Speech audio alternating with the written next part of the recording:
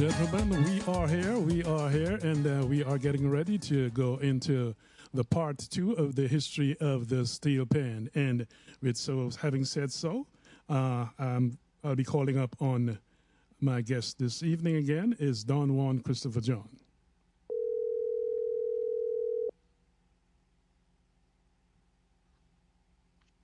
Hello, hello.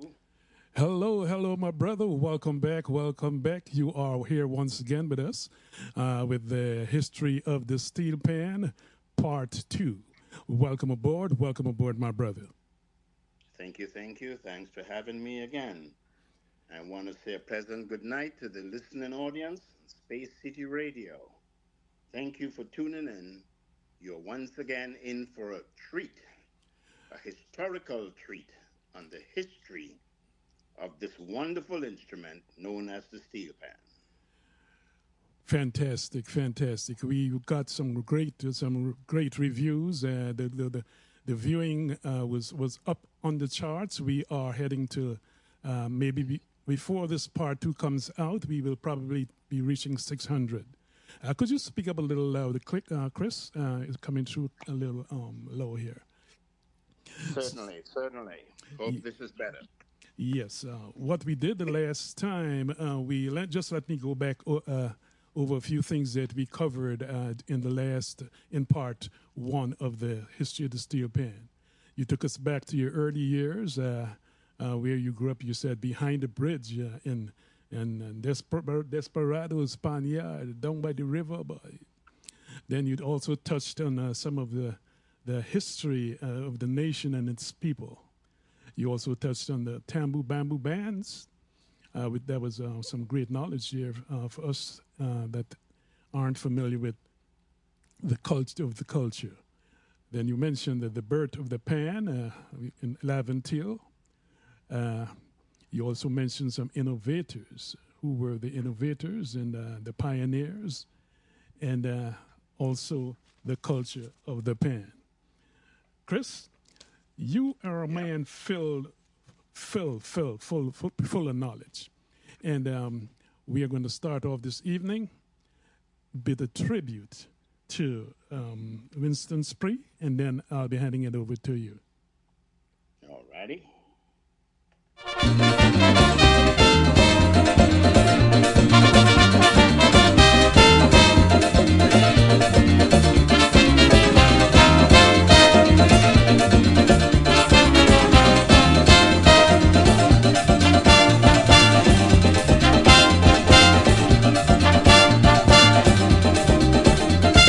Steel band men, yes, you big in pan, but my friend, you won't understand. Has it ever dawned on you who invented pan? Well, I ask you to join me in offering tribute to this man.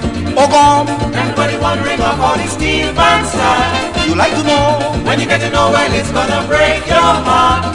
I tell you now, it's founded by one Winston Spree, and this is how he started his first melody.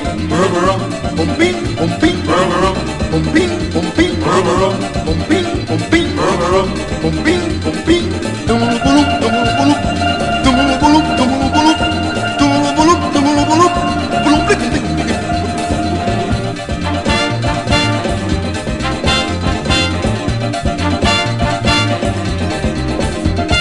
A blessed day in 1939, the genius said he recalled to mind, held on to an old oil drum, beating it with scorn, just a form of skylarking, and there it was, the steel band was born.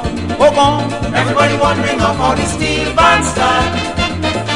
When you get to know, well, it's gonna break your heart. I tell you now, it's founded by one Winston Spree, and this is how he started his first melody.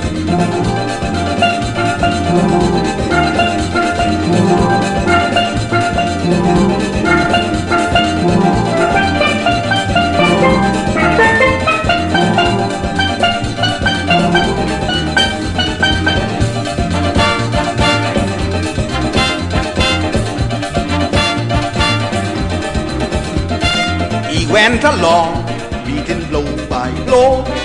He thought it sung like a piano. This really inspired him to a great extent. So he continued pounding until he formed this new instrument. Oh, come. Everybody wondering how the steel band start. You like to know? When you get to know, well, it's gonna break your heart. I tell you now, it's founded by one Winston Spring, and this is how he started his first melody.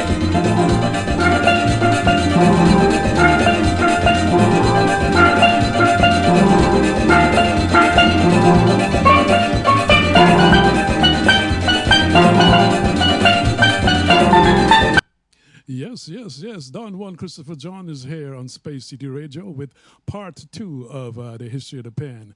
Come in, Don Juan. Could you tell me something about the arrangers back in the day?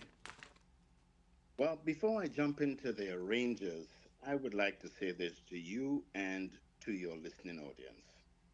Thank you for giving me an opportunity to speak about something that I'm very, very passionate about.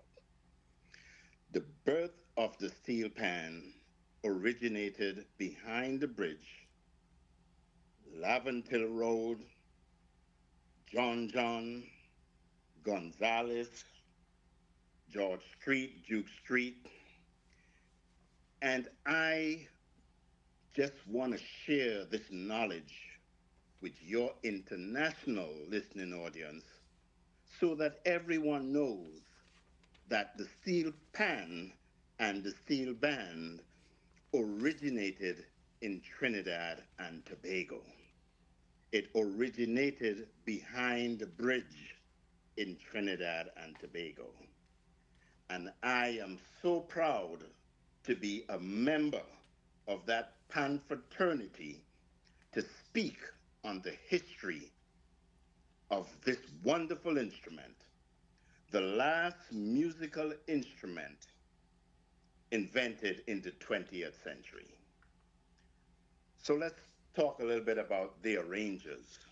Yes, sir. To understand the arrangers, I think we need to understand the calypsonians who provide the songs for the arrangers to arrange the music for the steel band. So in our first segment, we talked about the birth of the steel band and that development. So now the band is formed.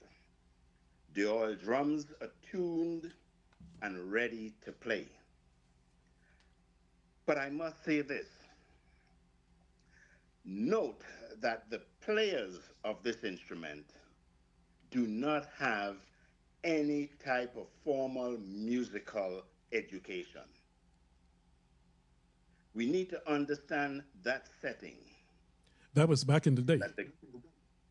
This is how when it started, yes. Okay. Right? No musical knowledge at all. They cannot read music, they don't know music, but they can hear music and replicate what they are hearing. So the calypsonians would come first before the arrangers. You just played a song by Lord Kitchener about Winston Spree Simon. Lord Kitchener and others would sing songs, calypsos, and the band would play those songs. So let's talk a little bit about some of the calypsonians so we know where the music is coming from to get to the arrangers. Okay, you just So mentioned you the have name. You just mentioned the name Winston Spree. Could you remind folks who Winston Spree was? Winston Spree is known as the godfather or the inventor of the steel pan. He was the first person to actually play the steel pan in front of the then Governor General of Trinidad and Tobago. Recapping history on Spree, Spree had a pan that he loaned to a friend. This pan was beaten by the friend, such that the pan in the early days used to be raised, right? the top of the oil drum is a flat drum, but you would beat the pan from underneath and raise the surface, and you would play. You get two notes on the top surface. When Spree loaned the pan to this gentleman, he beat the pan so hard, you beaten it at the top, that he then sunk the pan, so it became concave. It's going in as opposed to going up. When Spree went to get his pan back and he saw that the pan was no longer with the same shape he loaned the guy, he became very upset, wanted to fight. But he took his pan, went to the side, and now he is pushing, taking a stick and pushing the pan back up for the rounding of the pan. And when he did that and he hit the top, he realized he got a few more notes. He only had two notes at the first time. But by pushing the pan up, he got four notes. Well, he started to play this pan with four notes. And he was the first person to play in front of an audience this one pan with the four notes to a captive audience, including the Governor General of Trinidad and Tobago at that time. Interesting. So we have Lord Kitchener. We have the mighty Sparrow. We have Terror. Men like Black Stalin, David Rudder, right? Maestro de Fausto. And in the modern era, you have Marshall Montano and Bungie Garland and Kess and Voice, Super Blue, Tambu. These are all calypsonians who would sing songs, and these songs would then be transformed into music to be played on the pan. So now we get to the arrangers. Mm-hmm. And everyone involved in this steel band movement is a genius in his or her own right. The arranger listens to that calypso, that song, and he or she now have to interpret that for each sector within the steel band orchestra. You have different pans. You have the tenor pans, double tenors, guitar pans, cellos, tenor bass, six bass, nine bass, 12 bass. All these are various instruments within the steel band. This one arranger is going to listen to that music and then tell a story through the pan relating to that sound. It is pure genius. Some of the notable arrangers, we go back in time. You have men like Clive Bradley, Ray Holman, Jit Samaru, Leon Smooth Edwards, Pelham Goddard, Len Boogsy Sharp, Ken Professor Fillmore, Earl Rodney, Earl Lapierre. Now, folks, I could never encompass everyone that's involved as an arranger, as a tuner within this commentary. So if I omit a name of your favorite person, don't hold it against me. I'm just scratching the surface to call a few names, all worthy of mention, along with others. Robert Greenwich, Carlton Zander Alexander, Anthony Williams, Bobby Muhammad, and the list goes on and on. Well, I had an opportunity to have a very good friend as an arranger. He's now deceased. His name was Ken Professor Fillmore.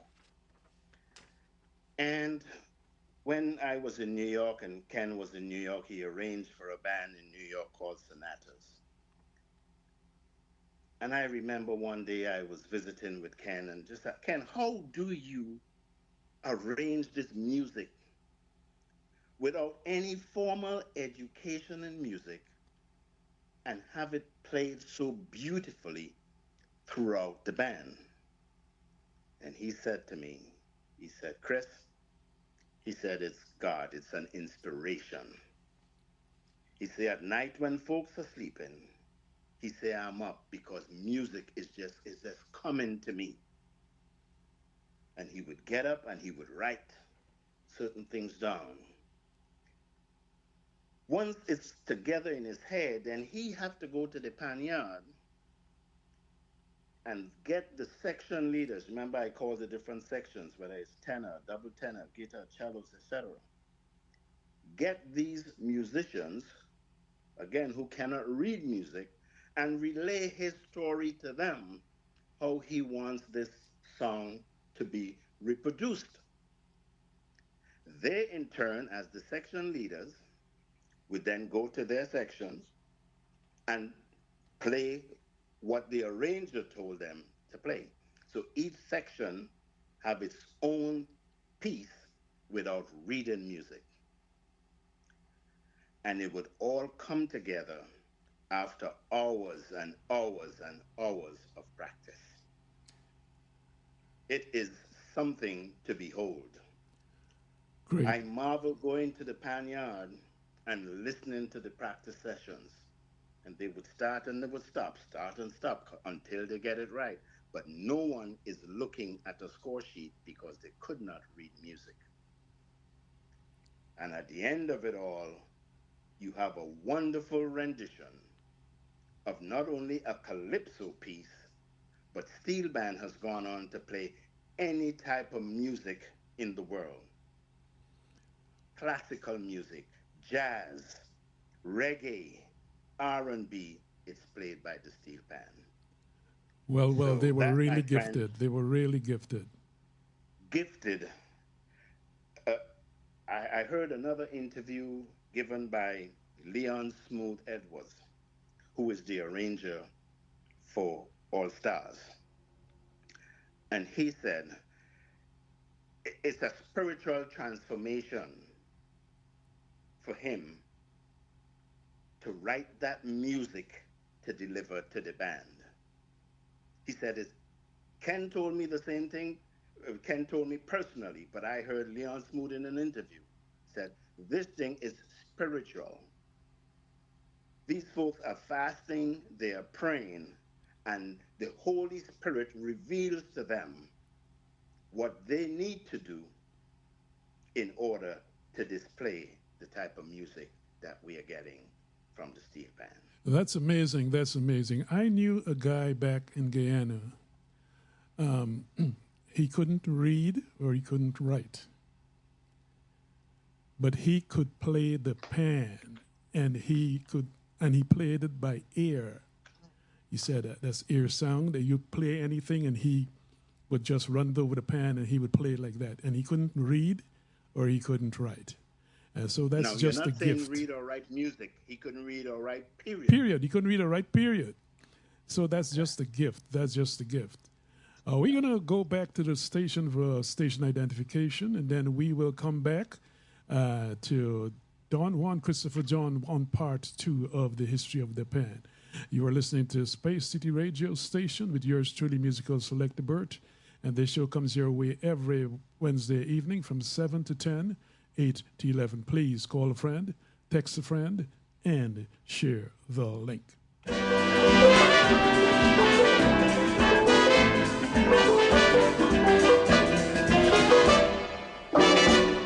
The steel band music is really sweet. You get that rhythm in every beat. The steel, the grater, and the oil drum will make you jump up and make you hum. It's fantastic in every sense, the music you get from these instruments. The dominant chords from the guitar man, the prominent notes on the tenor pan. Music in the place, but it's hell to keep up the pace with the bass. Bing, bing, boom, boom, bing, boom, boom, boom, bing, boom.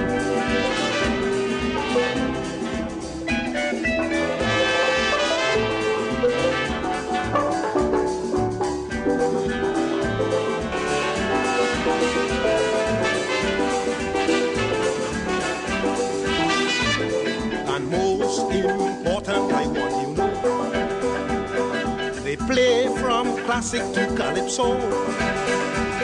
could hear them in practice most everywhere. It's like a symphony orchestra in the atmosphere. And as it fades out gradually, the music remains in your memory.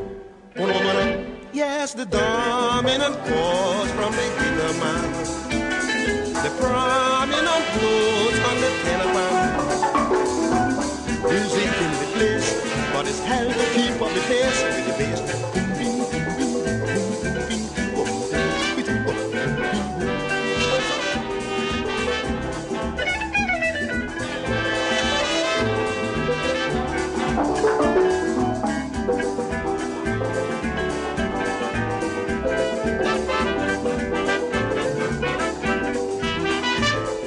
Captains like Philo James and Ellie Manette, Atabaya, Neville Jules and Junior Pouchette, Kerry George, David Edwards I must mention, and Tony William and Michigan. They are giants musically, and their names ought to go down in history.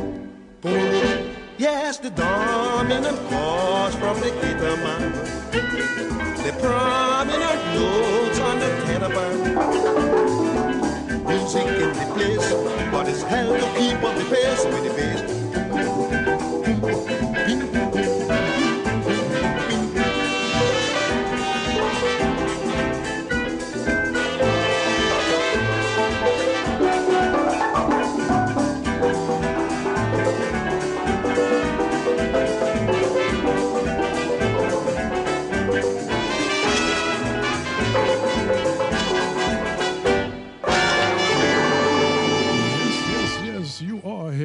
Space City Radio with History of the Steel Pan, Part 2 with Don Juan Christopher John, right here on Space City Radio. Over to you, Chris.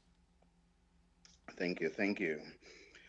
So we touched on the arrangers, and now let's talk a little bit about the Pan Man and the climate and the culture of being a Pan Man. On the hills of Laventille, you know, it's poverty. The young men, they don't have much of anything to do. Unemployed. There are no parks on the hills. We play sports in what is called a quarry. Up there, it's only stone, right? There are no grass playing fields for soccer or cricket. You play in a quarry. But when the steel band came about, it gave the youths in the area something to do. Now, the fact that you lack that musical intellect, you have to practice and practice. So it's day and night you're in the panyard and you're learning this tune because it's going to come to muscle memory, right? It's your hands finding the notes to play the tune because it all has to come together. Because at the end of the day, you're competing for bragging rights. Who is the best band? Behind the bridge, as it's termed, we had Desperados at the top of the hill, Tokyo at the bottom going down Picton Road side towards John John. You had Renegades on the other side going towards Observatory Street. You had All Stars. You had Y Dilemma, or they were Blue Diamonds at the time. Another band, Casablanca. You have another band, City Symphony, right? Fascinators. All these bands are within close proximity to each other. So the kids in this small community, you're gravitating towards your band. As a result, there's tension as to who is the better band, who is the better, we call it ping pong player. So there were a lot of fights. Sometimes, men could be very possessive. So if the girlfriend happened to speak to a guy a little lower down the road, he's part of another band, that's cause for a fight. Testosterone Right. was. Say that again? Testosterone. That's what it is. You belong to me. And if anybody speak to you, and I see I from Despers and you from Tokyo or you from Renegades, and as I call these names for the bands, you have to understand the era, right? There were two movie theaters in that Port of Spain area that these guys would go to, Pyramid and Odeon. Sometimes they may go to Globe or Strand. But during that time, the movies that were shown are all violent movies, war movies, cowboy movies. So when you go to the movie theater and you see folks fighting, you coming out the movie theater and you just want to fight. Yeah? So fighting was a part of this culture. Hence, in phase one, I said my mother did not want my brother and I to play the pan because of the stigma associated with the steel band. And as I mentioned earlier, I thank you for giving me this opportunity because as I prepare for this, I remember we lived in what is called a barracks house. Now, if you're in the military, the quarters for the soldiers, they're called barracks. In the police service, I was a member of the Trinidad Police Service, and you're in the barracks, right? So for military purposes, a barracks is where the police officers, cadets, or the soldiers would sleep.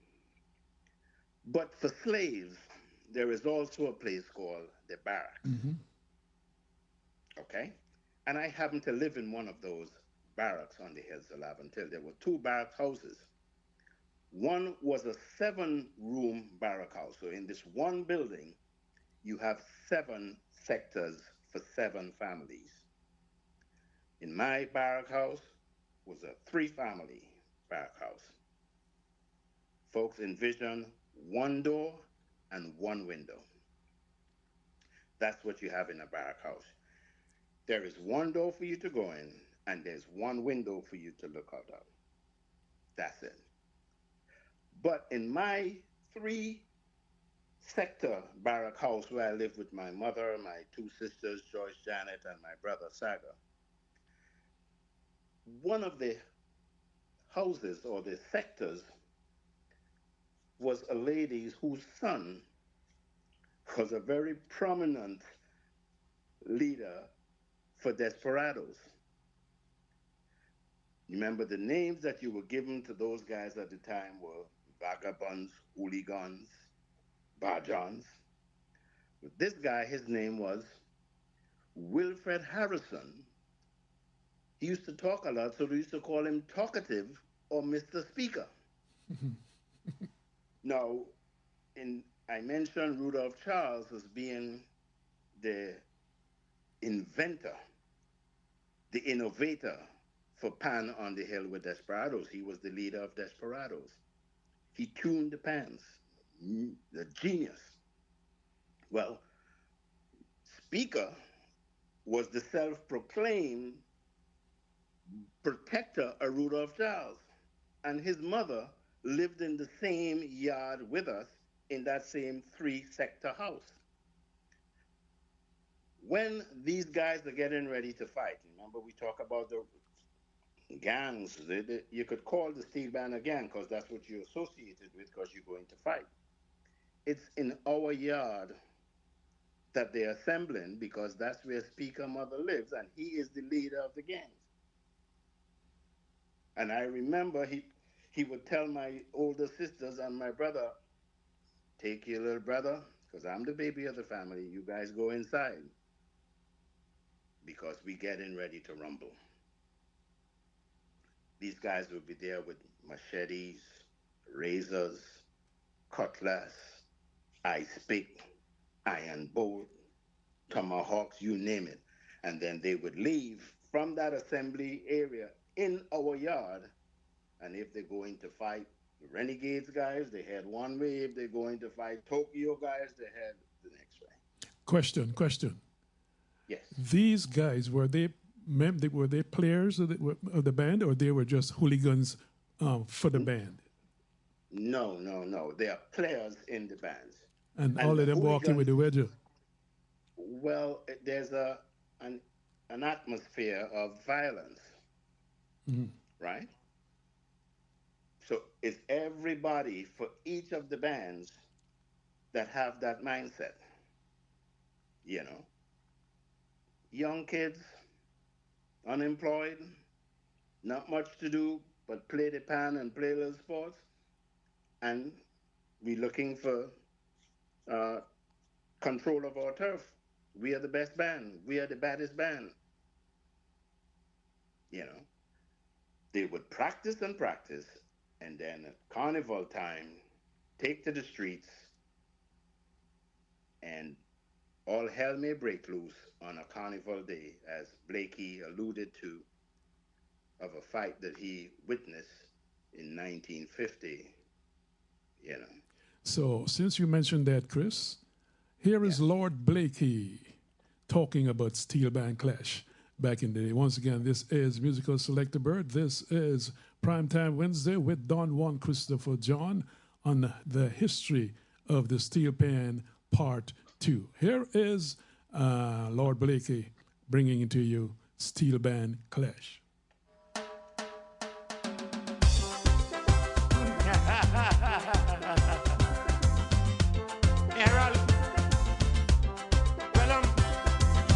Listen to me now. Neil, you ready for me, buddy?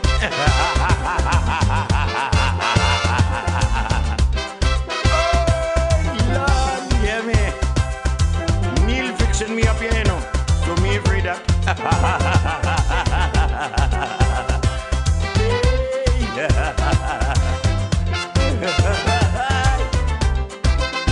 Hey, boy, hear me now. It was a bacchanal. 1950 carnival, 5 or so, with invaders and Tokyo. My friend run and left his hat when they hit him a baseball bat. Never me again to jump in a steel band in Port of Spain. Hey!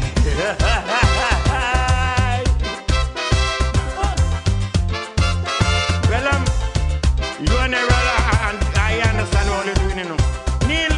Neil fix me up, just study them.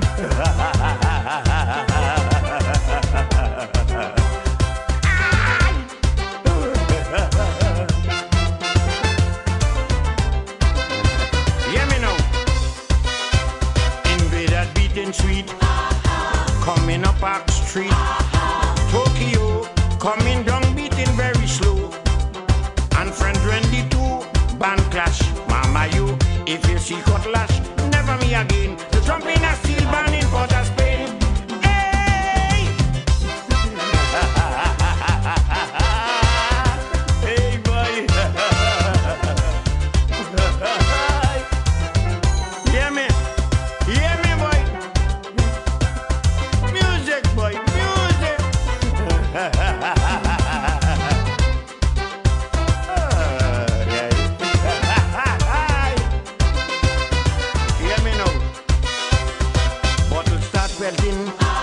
If you see sledge passing, husband and wife, look, they start running for their life. A Indian man selling bread, shout out, Lord to their dead, never me again. To jump in a steel band in Port of Spain. Hey!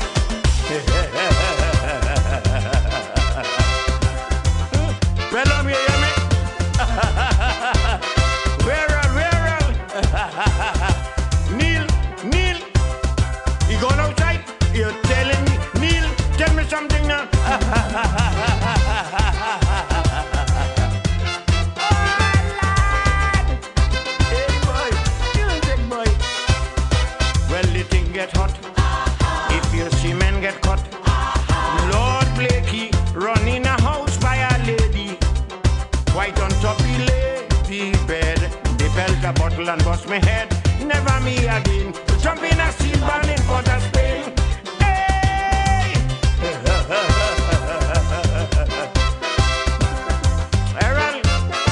Errol, you outside the studio? Pelham, where the man gone, boy? You know, Neil, do something very good now, boy. Hey, boy!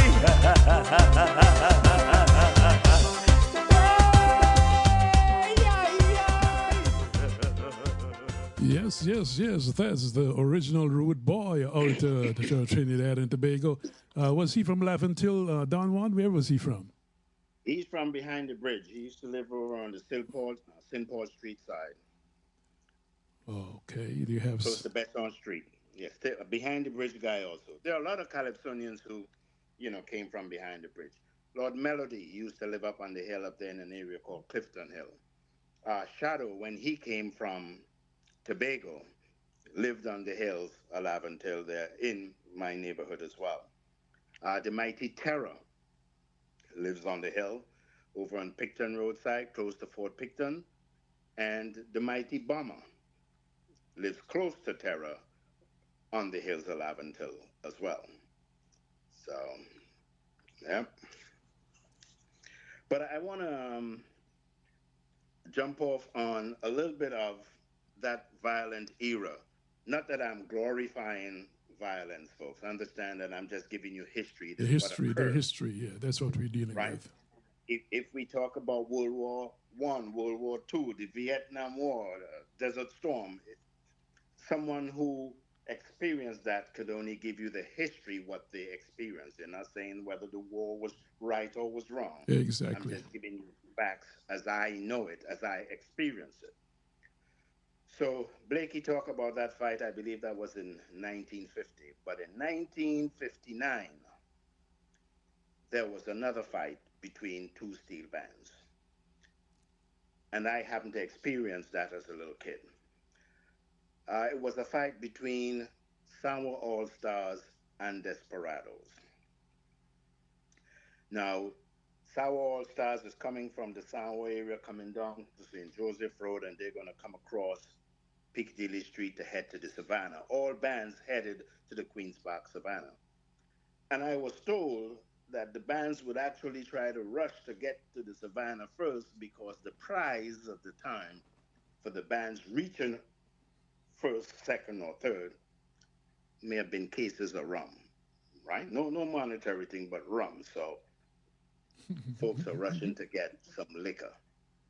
Well, Sour All Stars was playing a war mass. Remember, I said they go to the movies and they watch the movies, and that's the depiction of their life. So, come carnival time, back to Baton, or invasion of Tokyo or whatever. That's their masquerade for the streets. So, Tokyo is coming from that John area, going to come around Besson Street and head up Piccadilly Street also. Desperados coming from down the hill, but Desperados would normally leave their pans right by the bridge, by the dry river, by Laventille. They would form there and just take a straight road around Piccadilly Street up to the Savannah. Well, that particular year, 1959, steel bands used to play Pretty Mass, right? Desperados played Noah's Ark. Envision a steel band playing Noah's Ark, and they actually have a ship that's built to represent the Ark. And the masqueraders depicting different people of that time in their costumes.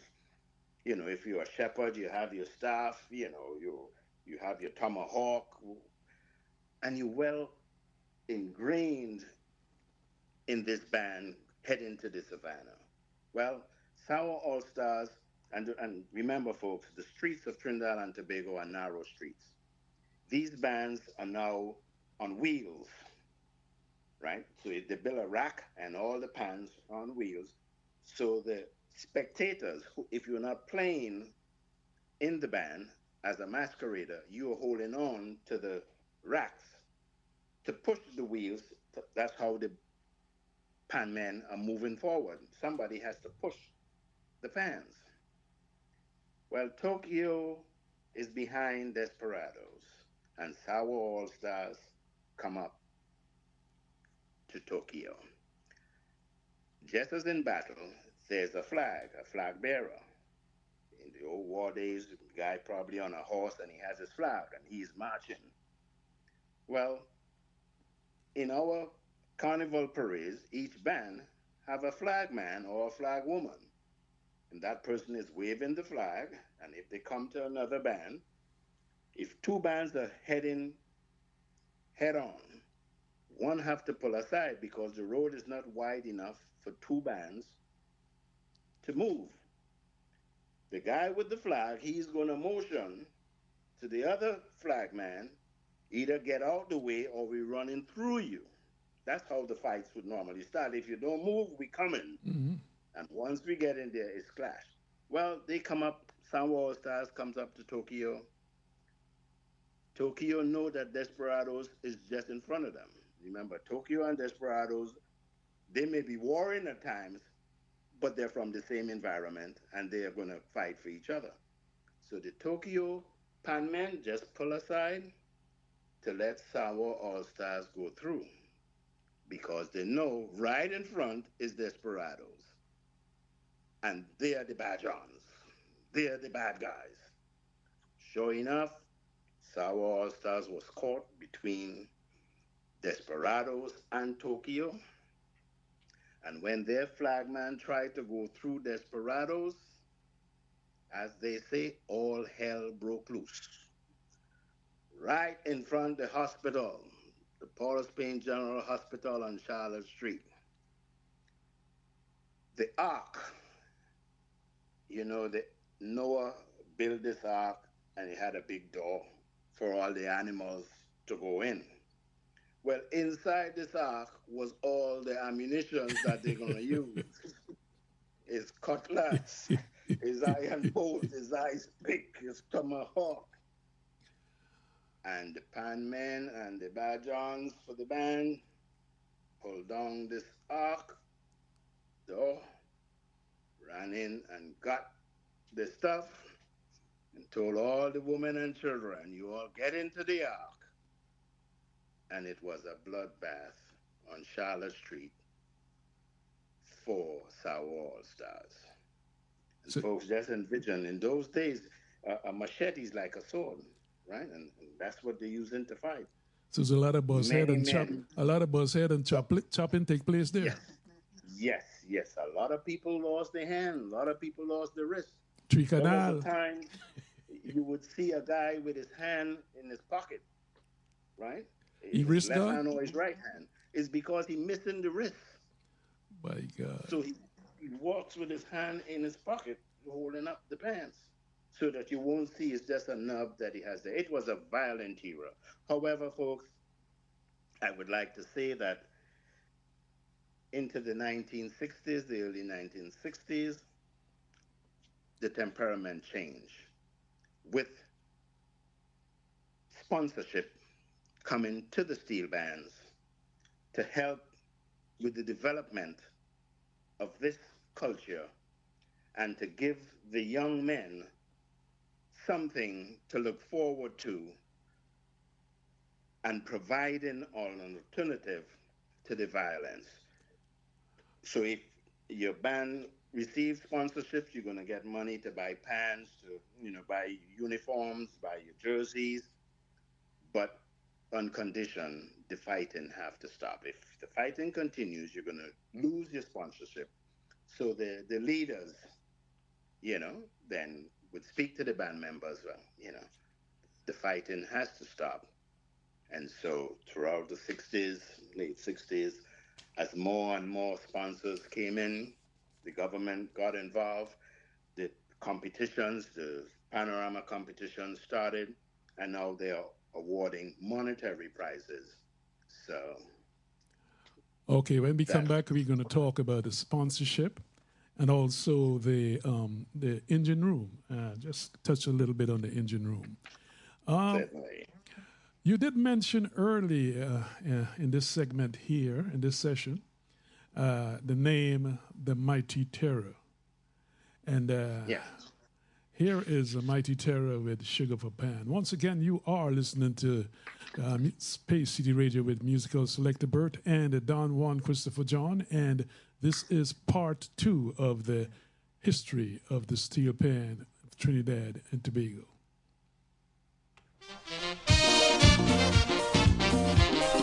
Mighty Terror.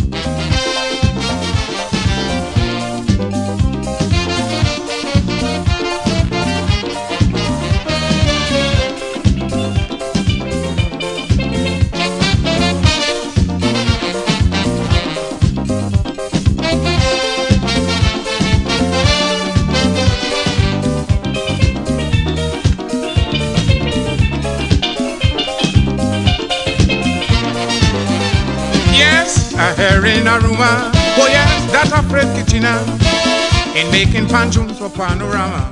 That's Tata. Kitch is my brother, so I don't give him pressure. I just let him rule the Panorama every year after year. But boy, since they say I'm frightened, wait, you're gonna see what happens. I'm gonna stretch out Kitch dead in a pan coffin. Kitch, I hope you heard what I have said. My advice to you is to go to bed and let your wife Valerie take a small comb and scratch your head. Because it's a long time I make a tune for the pan. So I'll come with the sugar for pan to jam. Because I come out for rebellion, 1986 pan competition. And any band will beat in this tune. Myself and that same band going to the moon. It would be the greatest achievement in steel orchestra. Don't hear steel band going to space for Panorama. Oh yeah, it may be sad to let you know, but I'm appointed for space, so I got to go. But if you're still singing good, I will send for you tomorrow.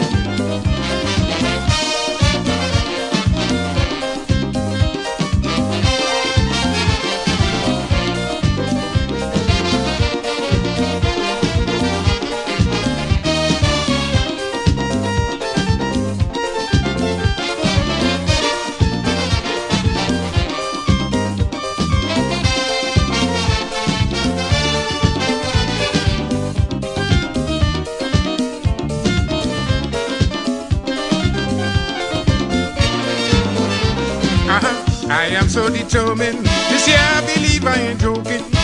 Well, I'm gonna show the world that I'm born to sing anything. Why? I was asked this question, but I got this tune so I mentioned. Making tunes to me is easy as kissing my hand. I'm a born musician. And when it comes to lyrics, my brain still does work like magics. So kitchen now, prepare yourself to take plenty licks. A kitchen boy, this is what you have to learn. When you play with fire, well, you must get burned. So it is walk kitchen, pan men said this tune is sugar. Because it's a long time I make a tune for the pan. So I come with the sugar for pan to jam. Because I come out for rebellion, 1986 pan competition.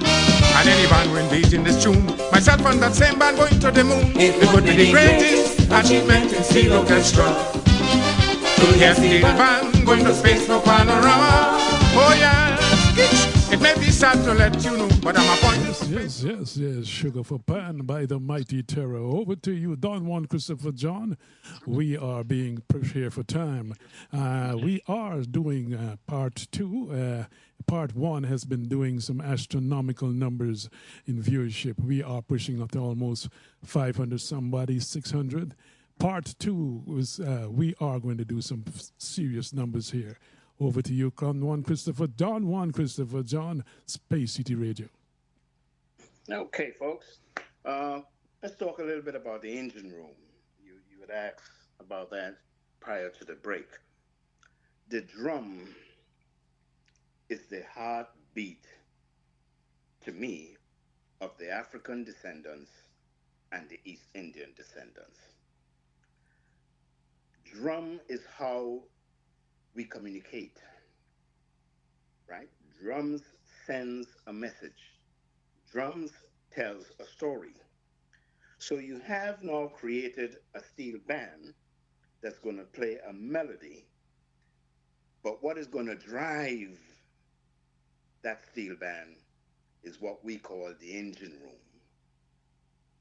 The drum, we will have a drum set with a drummer, but it's all the other pieces that come together, going back to that tambu bamboo days, picking up that dustbin, picking up the biscuit tin, picking up bottles and spoons and pots and beating it together to get that rhythm. So the engine room is your rhythm section.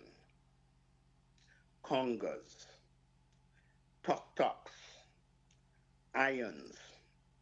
They would take the brake drum from the car,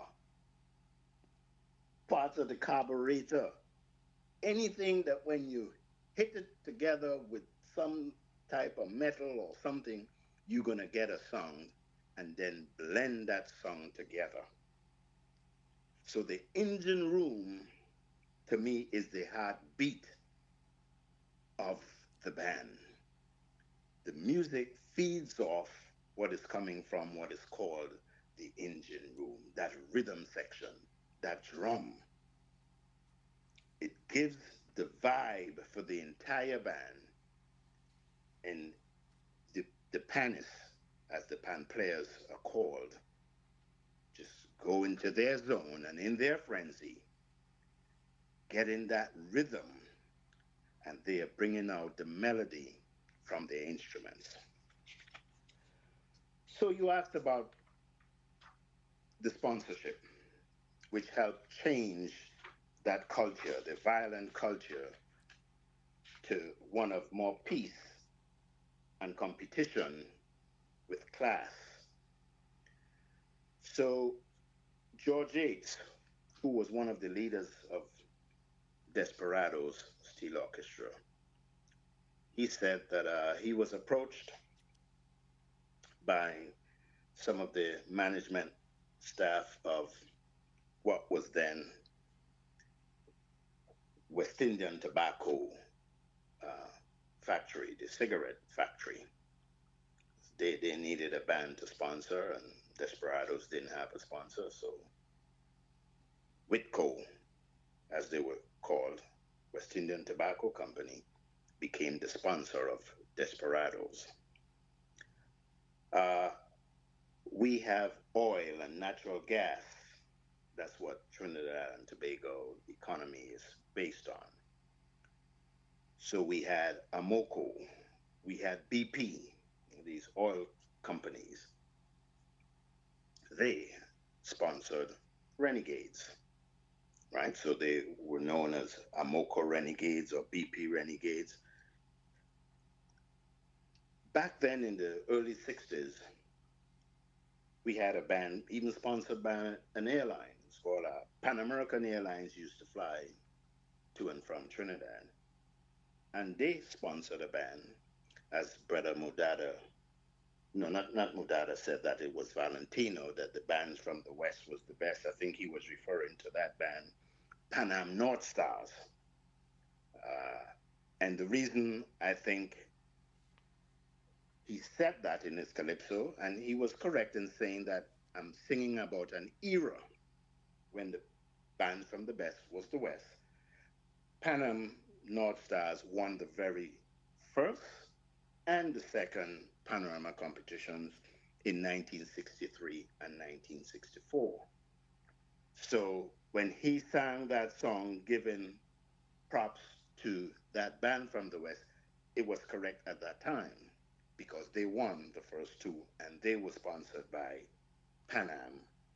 We also had sponsors like Guinness, the stout, the beer. They sponsored a band in South called Cavaliers. We had Solo, the soft drink factory. Carib, the beer factory. Carib sponsored Tokyo. Solo sponsored Harmonize.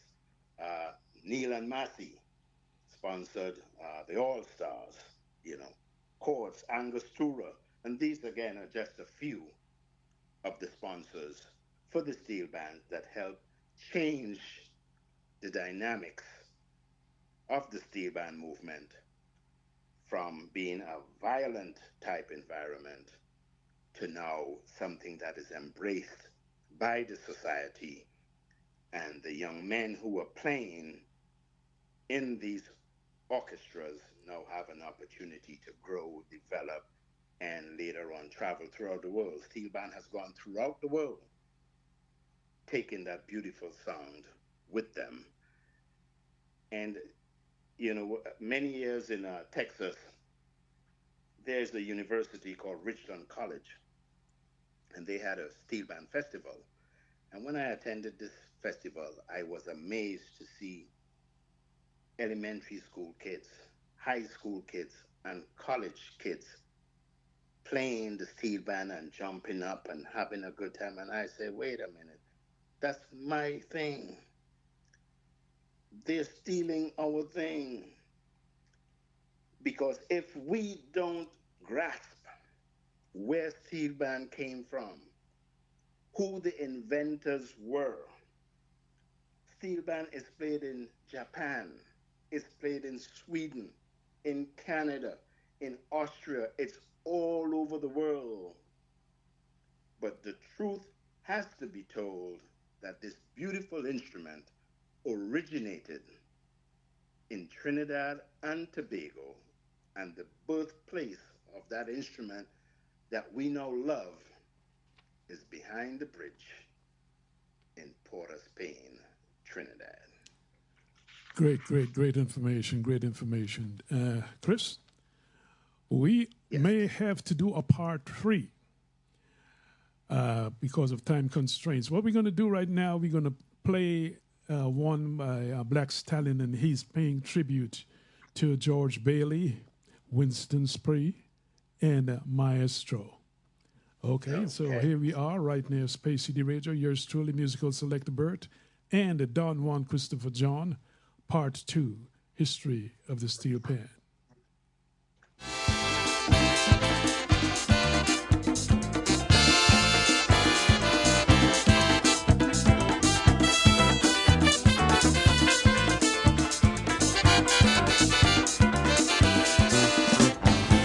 Come a little closer with your pan, let we have a cool conversation. Mr. Panis play me some solo, but some of me long time hero. You see the vultures wouldn't remember, then it's we who should get together and praise the artist of first day, who bring we culture here today. So come on and play one for Winston Spree, a sweet sounding melody, a melody to bring back memories of all the beautiful things Winston did for me.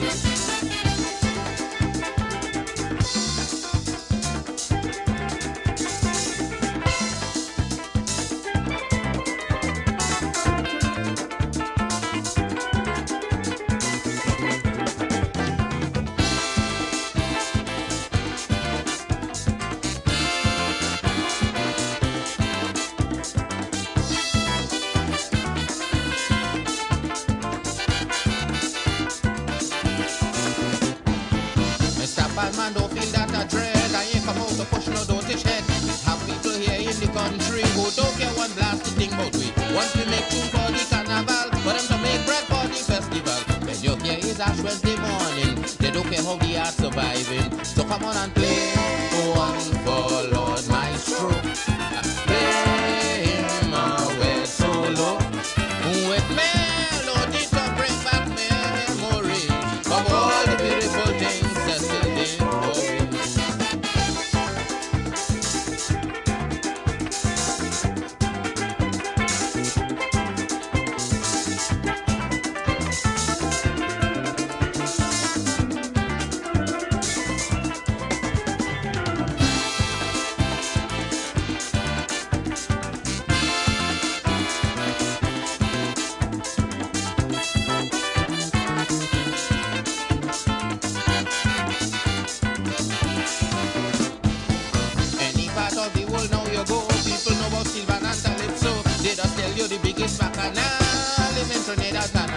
So people start bypassing Rio and forward into Trinbago, and these vultures have no ambition to say any thanks to the mass man. So come on and play one for George Bailey, sweet sounding melody, a melody to bring back memories of all the beautiful things Georgie did for we. Play the thing now.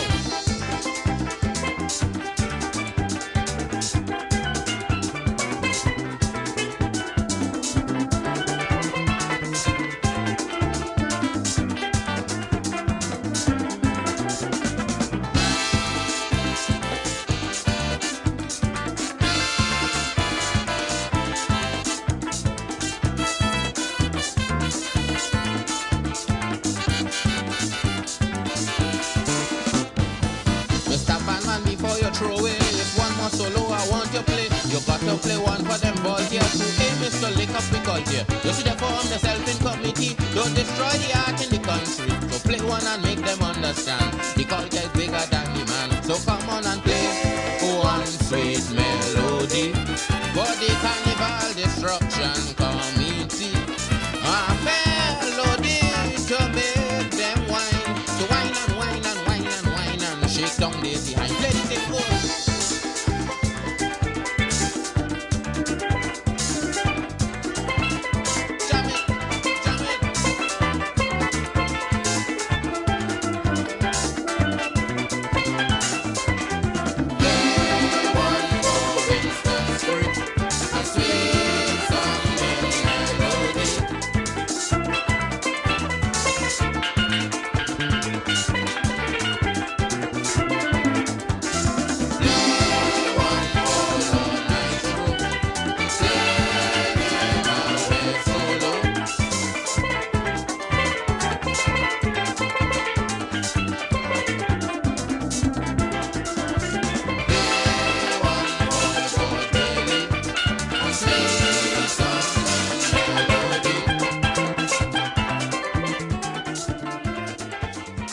Yes, yes, yes. Don Juan Christopher John with musical selector BURT. Musical selector BURT. History of the steel pan out of Trinidad and Tobago. Part 2. Coming, Don, with some closing remarks. Okay, folks, I want to say it was indeed a pleasure for me to share and impart this knowledge on the history of the steel band with you, the listening audience, tonight. I want to close with some statistics, right? In part one, I said that the records would show that the band from the West is not the best, and the records would show. Pan Am North Stars, under the leadership of a very great leader, pan innovator, Mr. Anthony Williams, the designer of the Spiderweb band, won the first Panorama in 1963 and again in 1964. So the big band Panorama competition has been taking place since 1963 through present time. So here are some statistics for you. Pan Am North Stars have won this competition twice. They're from the West. Starlift, also from the West, have won the competition 3 times. Phase 2 from the West, 7 times. Some bands from behind the bridge and at the bridge.